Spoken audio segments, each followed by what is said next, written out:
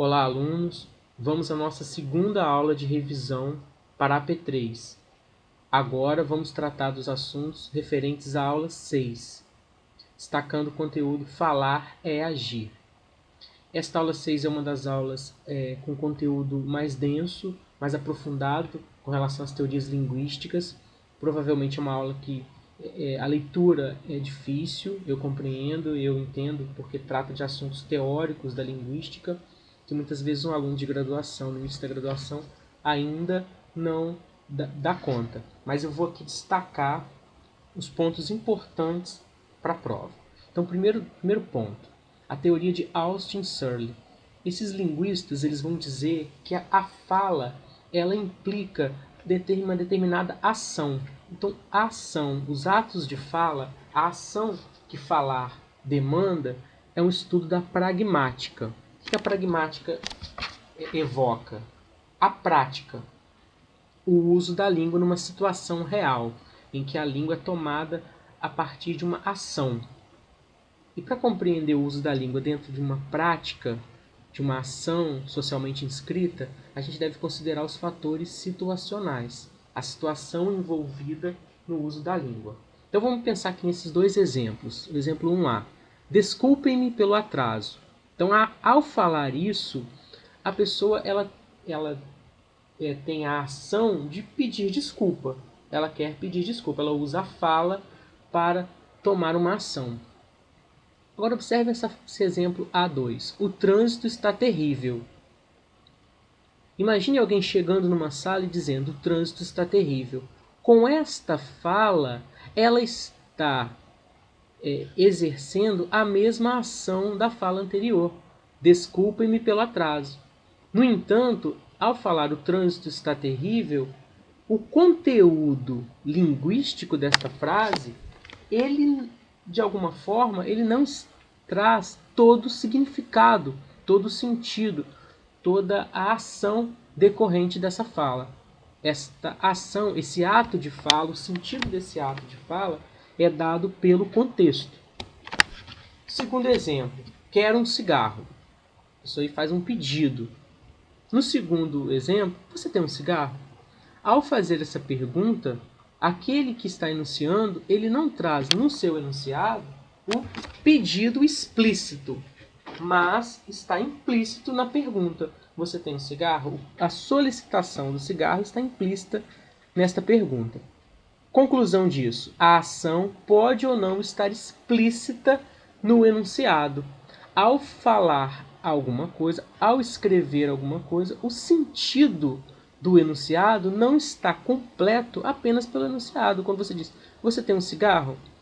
Se a pessoa responder sim ou não, não é suficiente. Por quê? Esse ato de fala implica uma solicitação que não está explícita no enunciado. Ok? Então, segundo ponto aí, a teoria de Goffman, do sociólogo Goffman, que ele vai falar sobre a teoria das faces. Segundo esse sociólogo, ao pronunciarmos um enunciado, a gente busca preservar a nossa imagem social.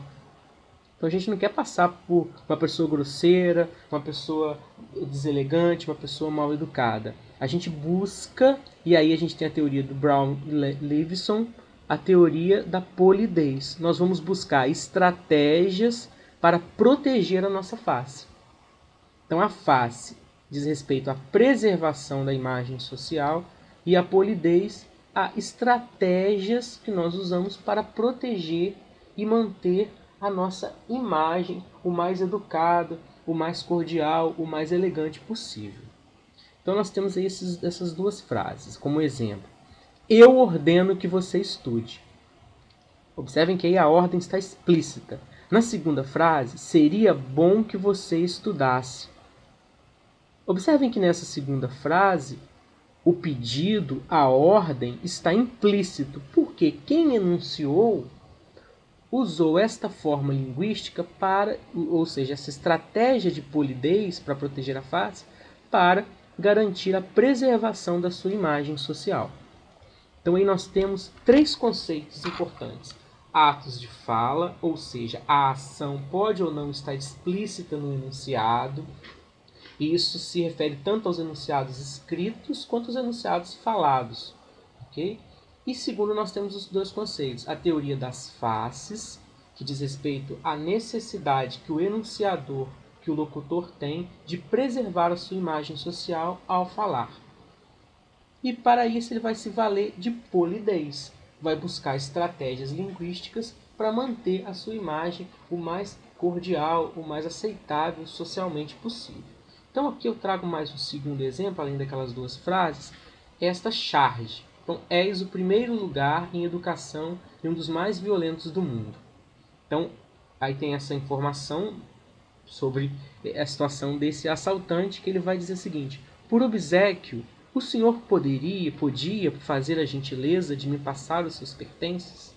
Observem que interessante. Nesse caso, o enunciador, o assaltante, ele se vale da polidez no seu enunciado e ainda que na prática ele mantém a sua conduta coercitiva, no sentido de exigir do cidadão que ele entregue os seus pertences. Então aí o efeito de humor dessa charge é construído por meio da tentativa de preservar a face do locutor, no caso o assaltante, sua tentativa de preservar sua face ao usar uma linguagem rebuscada. Conclusão desse conceito da teoria das faces e da teoria da polidez.